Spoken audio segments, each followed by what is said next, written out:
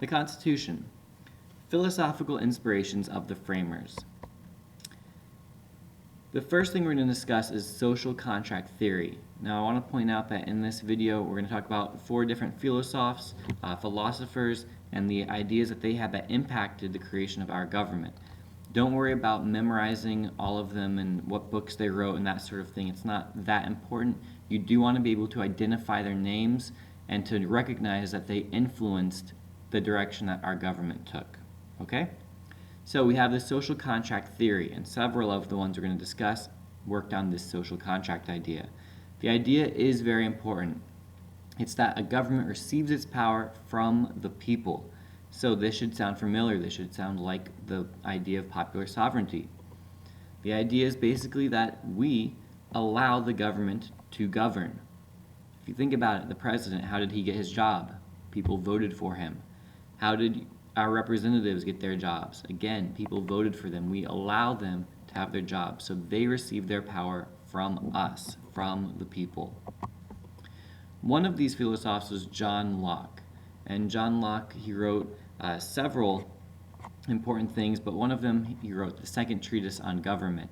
And in this, he espoused the idea of the social contract theory, so he is a name associated with that.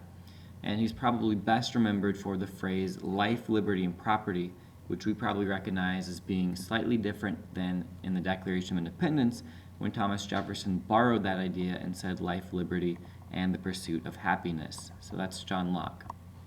Thomas Hobbes, this guy was very, very, very pessimistic. He thought that humans were basically bad and that we would do bad things if left uncontrolled. And he wrote a famous book called Leviathan.